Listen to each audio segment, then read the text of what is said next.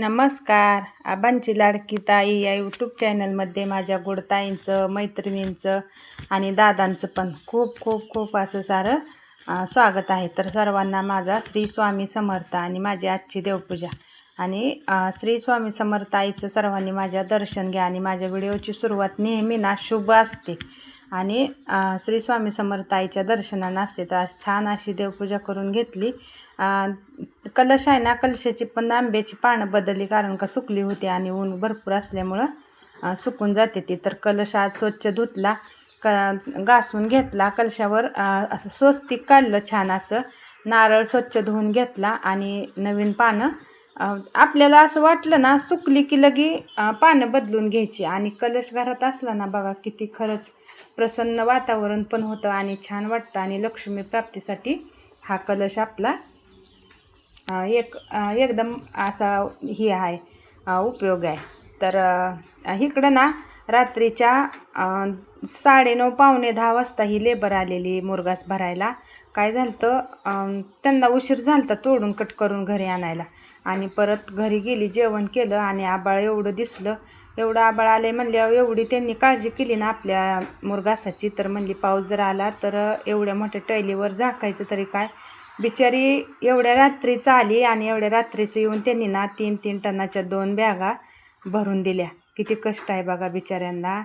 दिवसभर पण त्यांनी मकवान तोडलं होतं, कुट्टी केलती, एक टॉयली भरायची म्हणजे काय सोपी गोष्ट आहे का. आणि परत रात्रीचं आणखीन आली. आणि ह्या दोघी जणी आहेत ना, ह्या ताई येत्या बघा, ताईंचं कष्ट कसं आहे. आणि ही दादा भरून देते. तर इजा किती लावते त्या बघा तुम्ही. तर एवढं पटपट भरत होती की त्यांना अक्षरशः वाटत होतं की पाऊस येतो का काय. आणि ही आपलं मुरघास ना असा भिजला नाही पाहिजे अजिबात, नाहीतर मग लगेच बुरशी तयार होती मुरघासाला. म्हणून एवढी त्यांनी काळजी घेतली आपली की खरंच काय विचारूच नका. तर असं पाहिजे बघा प्रामाणिकपणा. आणि कष्ट पण बघा किती आहे त्यांना, भरपूर कष्ट आहे. तर आम्ही ना ऊसात होतं मकवान म्हणून त्यांना पेमेंट पण वाढवून दिलं बरं का. त्यांचं पण कष्ट आहे, आपण त्यांची जाणीव राखली पाहिजे. असं सोपं नाही एवढं बाहेर काढायचं, कट करायचं. आणि ऊन तर कसलं आहे बघा तुम्ही, दिवसभर बिचारी उन्हात होती आणि रात्रीचं परत हिथं आपल्या वैरणीची काळजी करायसाठी हिथं आलती. तर खरंच बरं का, शेतकऱ्याच्या कष्टाला ना अशी किंमत नाही आणि खरंच नाही किंमत. एवढं कष्ट असतं शेतकऱ्याला, शेतकऱ्या इतकं कष्ट खरंच कुठंच नाही. आणि ह्यांचं भरायचं चालू होतं आणि आपल्या वैरणीची काळजी बघा त्यांनी किती घेतली. मग चला म्हणलं आता ही एवढा ह्यांना कंटाळा आला आहे ना, तर छान असा चहा ठेवला त्यांना. 11:30 वाजल्या होत्या रात्रीच्या. अगोदर चहा उकळून घेतला मस्त मध्ये आणि नंतर मग कप ती लावून घेतलं आणि दूध ओतलं असं म्हशीचं. आणि मग चला म्हणलं आता हे करूया, चहा त्यांना नेऊन देऊया. तर मग इकडं ना परत असं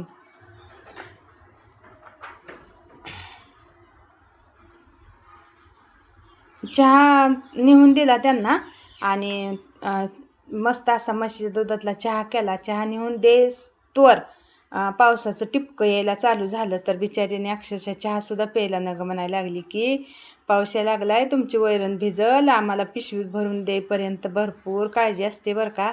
तर म्हणलं चहा गार होईल हो, अगोदर चहा घ्या आणि नंतर मग काम तर आपलं कधीच बंद नाही, चालूच आहे. तर मग ही दुसऱ्या दिवशी सकाळचा व्हिडिओ आहे. तर एका बॅगीला ना थोडासा माल कमी पडला आहे म्हणून ती बॅग झाकली नाही. आणि इकडं बघा इयर धरला आहे ह्यानं इनरनं, म्हणून ती फुगली. आता ती आल्यावर इयर काढून देते ती. आणि आता दुसरी परत तोडायला गेले ती आणि दुसरी तोडून येणार आहे ती. आपला मुरघास एवढा जवळजवळ 30-35 टन झाला. आता भरपूर वैरण झाली, आपल्या गाईंचं टेन्शनच मिटलं आणि मिळालं पण असं वैरण. आता सध्या ना वैरणीचं आमच्या इकडं तर शॉर्टेज आलं आहे बरं का, वैरणी भेटत नाही ते आत्ताच.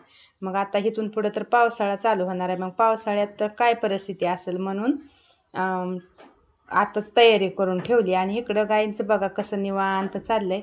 आणि ही गोट्यात जी तुम्हाला आता शेण दिसते ना, मी आजारी असल्यामुळे ही शेण उचललं नाही. जवळजवळ 4 ते 5 दिवसाचं शेण आहे. मी अजिबात शेण ठेवत नाही, तुम्हाला सांगितलं ना, कधी शेण ठेवलं नाही. पण ह्या 5 दिवसात ना मी शेणसुद्धा काढलं नाही. फक्त गायींना बैरण टाकायची, धारा काढायच्या आणि निघून यायचं, कारण का मला होतच नव्हतं.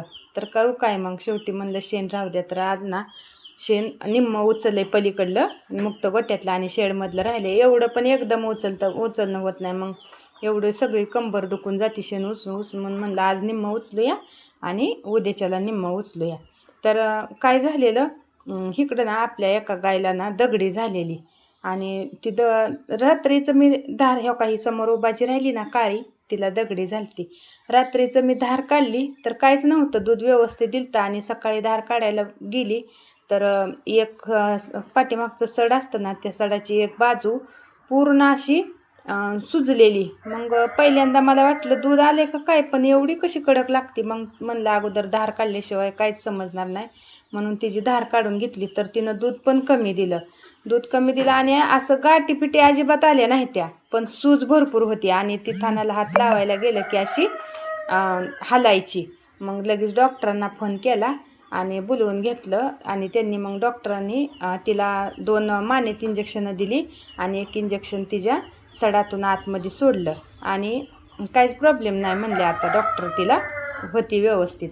तर इकडं ना माझं आणखीन पण सूज होतीच, दाढ दुखतच होती. आज 3रा दिवस आहे दाढ काढून तरी पण सुजलेलंच होतं आणि दुखत होतं, जड जड वाटतंय आणखीन पण एक बाजू. पण कालच्यापेक्षा आज बरं आहे म्हणून म्हणलं सकाळी सकाळी आज चला एक व्हिडिओ टाकूया.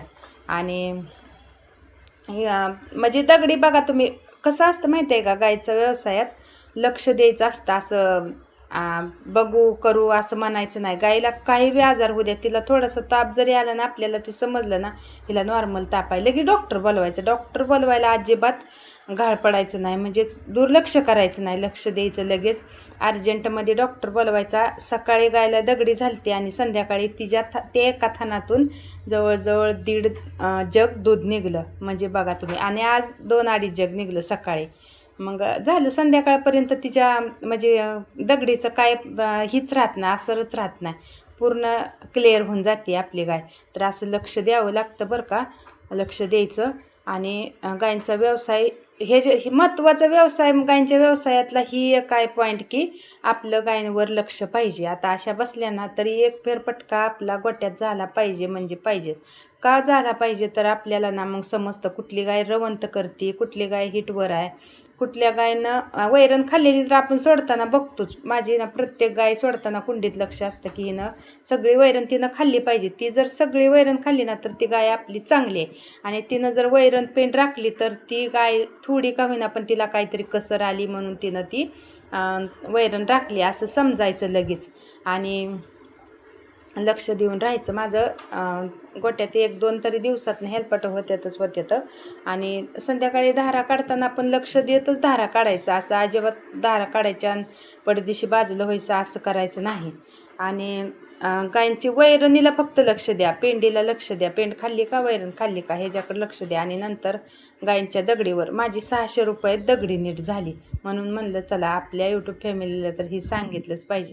आणि मला तर ना कमेंट येते त्या, एवढ्या कमेंट आल्या त्या प्रत्येक व्हिडिओला की तुमचा SNF किती लागतो, तुम्हाला दर किती बसतो, तुमची फॅट किती लागते. तर मला ना मी आता सेंटर बदललं आहे. आता हे कळलं मला 39 रुपये म्हणजे द्यायला त्यांनी सांगितलं आहे की 39 रुपये दे 3, 5, 8, 5. तर रिवर्स 50 पैसे असते. तर म्हणजे आपलं जर 1 पॉईंटनं 2 पॉईंटनं कमी लागली ना तर मग रिवर्स असतं. तर माझी 3, 4, 3, 5 फॅट लागते आणि SNF 8, 1, 8, 8, 2 असा लागतो. तर 39 रुपये किंवा 38 रुपये, 37 रुपये, 37 एवढा कमी रेट नाही, पण 38 ते 39 ह्या 2 रुपयाचं कमी जास्त होत मला पेमेंट सुटतं. आणि तुम्ही ह्या जर्शा गाय आहेत त्या का एचप आहेत त्या, तर ही ना माझ्या सगळ्या जर्शा गाय आहेत. ह्यात एचप एकही गाय नाही. कारण का एवढी जास्त क्वालिटीची जर गाय आपण ती भारी क्वालिटी घ्यायला गेलं ना तर मग आपल्याला कसं काळजी पण घेता आली पाहिजे तशीच. आणि काय होतं आपल्यातलं वातावरण सूट झालं पाहिजे. नंतर ना मग काळजी पण तशीच. एचप गाय कसं त्यांची क्वालिटी पण भारी असते, टक्केवारी असते त्या प्युअर. मग त्यांना कसं त्रास काय झाला तर ती सहन होत नाही, लगेच अंग टाकून देते. मग आपल्याला ती सोसत नाही ना, म्हणून आपण काय करायचं घेताना 1-2 लिटर दूध कमी देऊ द्या गायना, पण गाय ना आजारी नाही पडली पाहिजे. ती आपलं खरं प्रॉफिट आहे. माणसाची अपेक्षा काय असते, गायनं 12 लिटर द्यावं, 15 लिटर द्यावं. चुकीचं आहे बरं काही. गायनं 10 लिटरच दूध देऊ द्या, पण रेग्युलर देत असते ती. आणि ती आजारी नाही पडली पाहिजे, ही महत्त्वाची काळजी घ्यायची. आजारी नाही गाय पडली ना, काहीच होत नाही मग आपल्या म्हणजे दुधावर परिणाम होत नाही. आता माझ्या दुधावर झालं आहे.